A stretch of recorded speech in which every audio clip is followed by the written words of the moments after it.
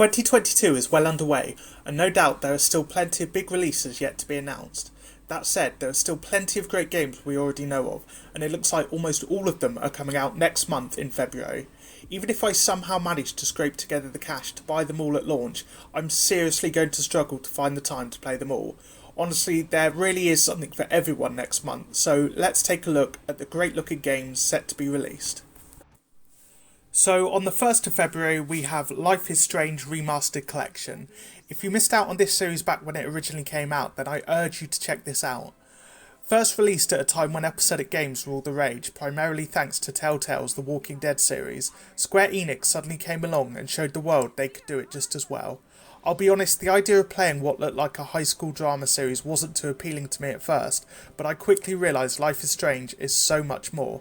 The series features an engaging story, relatable characters, and truly excellent gameplay that never makes you feel like you may as well just be watching the latest episode of a TV show. The choices you make matter, and with this remastered version, you'll get improved graphics and facial animations, meaning you'll feel more engaged than ever. The remastered collection includes both Life is Strange and Before the Storm and will be available on every major platform. Check it out.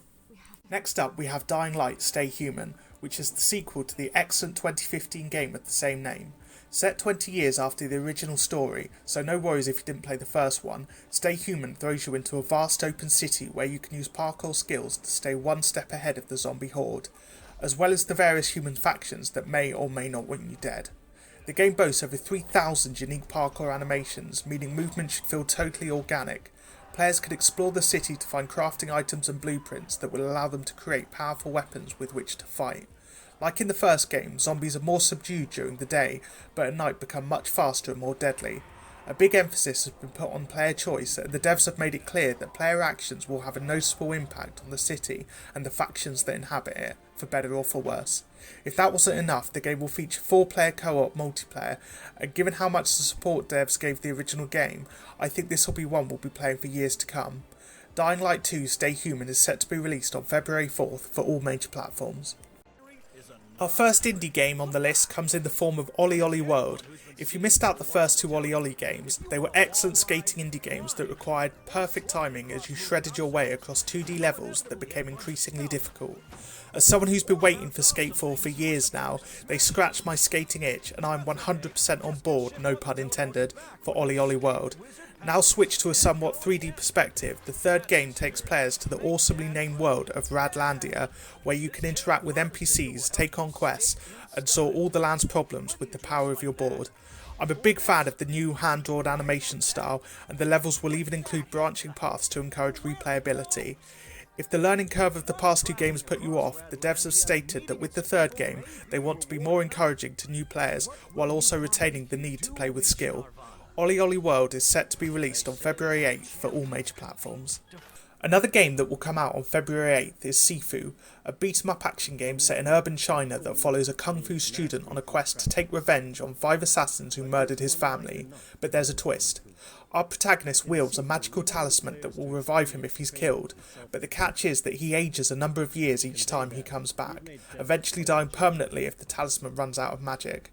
As the player grows older, their attacks will deal more damage, but their health will be reduced, which sounds like a really cool gameplay mechanic. It seems this game is aiming to be very replayable, with different runs also contributing towards new areas and shortcuts. It will also feature a few dialogue options, which will allow you to avoid combat if you're smart enough, and while you generally lose your abilities upon death, some can be upgraded so they remain with you permanently. I'm really excited for this game, and between it and Ollie Ollie World, I don't know which I'll be playing first. Maybe both at the same time. Sifu will be available on the PC, PS4 and PS5. I'm going to be totally honest with you and say when it comes to the Total War games, I've never dived into them as much as I'd like, but I've only overheard amazing things about the franchise. Those of you who love Warhammer will absolutely want to check out Total War Warhammer. I feel like I've said the word war way too many times now. Fans of both Warhammer and Total War will know better than me, but the game will dive deep into the world of Warhammer and deliver a campaign that will challenge you to think tactically if you want to dominate the battlefield. It's not all blood and guts though, there will be settlements to manage, and knowing when to use diplomacy will be just as important as knowing when to smite your enemies.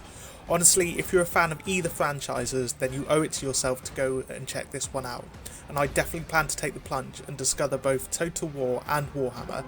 The game will be released on February 17th on PC, and the word war has lost all meaning to me now. The very next day, on February 18th, the sequel to one of the best new IPs to debut on the PS4 will release, Horizon Forbidden West. I was a huge fan of the original game, and I can't wait to jump back into this gorgeous world full of beautiful plants and animals, and giant mecha dinosaurs. Set in a futuristic world that's fallen to the apocalypse, Forbidden West will have us exploring familiar locations such as San Francisco and Yosemite Valley, though of course they'll look a little different than they do today. The game seems to be taking everything that was great about the original and building upon it to make it bigger and better. You'll now be able to explore underwater areas and will have more tools and weapons at your disposal, including a glider a la Breath of the Wild. Players once again step into the boots of Aloy as she embarks on an adventure that sees her exploring a new frontier called the Forbidden West to find the source of a lethal plague. There will be plenty of new mechs to discover, as well as human enemies and environmental hazards such as massive storms. Like its predecessor, the game looks absolutely stunning, and the map will feature a variety of biomes from deserts to valleys to snowy mountains and ruined cities. As the PlayStation exclusive title, this game will be released on the PS4 and PS5, and I for one can't wait to experience the next chapter in Aloy's journey. Originally set to be released last year, the 6th expansion to Destiny 2, The Witch Queen, was delayed due to the pandemic, and fans have been chomping at the bit to get their hands on it. Well, the wait is almost over, and it won't be long before you and your friends are preparing to lock and load in the latest chapter of this addictive loot and shoot game from Bungie. There's a wealth of content included in this expansion, including new missions, player versus environment locations, player versus player maps, player gear, weaponry, and a new raid. It will also be bolstered by 4 planned seasons of content to be released throughout the year. It'd be fair to say that as a new IP, Destiny had a pretty rough start with the release of its first game, but credit where credit's due, Bungie really seems to have taken those criticisms to heart and has delivered a game of real quality with Destiny 2. Almost 4 years after its initial release, players are still eager for more content, and I can't blame them.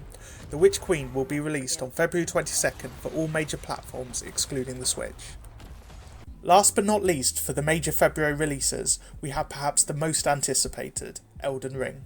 I've been a huge fan of Dark Souls ever since the original, and I, like many of you, cannot wait to jump into the first open-world Souls-like game from Software. It really feels like Elden Ring could be From Software's magnum opus, and there appears to be so many mechanics in this game that I don't even know where to start. Magic has been completely reworked and looks like an absolute joy to harness, while melee combat appears to be a mix of what we experienced in Dark Souls and Bloodborne. The open world looks as beautiful as it is deadly, and the network test showed a staggering amount of enemy variety. Player choice seems to be a real priority, and you can either rely on powerful spells, go toe-to-toe with enemies with a sword and shield, or use stealth to your advantage to deal massive damage to unsuspecting foes. The open world means exploration is encouraged more than ever, and the game will even feature a dedicated jump button. Those of you who enjoyed the claustrophobic world of Dark Souls, with all its twisted passageways and hidden shortcuts, will be pleased to learn that there will also be dungeons and castles to explore, with a number of ways to get around each. Those of you who have been intrigued by the Souls series, but are put off by its difficulty, are in luck. The devs have stated they want the game to be less stressful to newcomers, while also providing a challenge to veterans. It seems you have more options than ever to help you overcome enemies, including online co-op, meaning you can always have a friend help you out. Checkpoints will be closer to bosses, and you can summon spectres to help you fight. Of course, hardcore fans may ignore some of these features in order to have a more challenging experience, but it's cool they're there for new players. Oh, and by the way, did I mention the lore was created with the help of Game of Thrones author George R.R. Martin? Looks like there'll be a seriously rich story to uncover. Elden Ring will be released on February 25th for all major platforms excluding the Switch, and I absolutely cannot wait.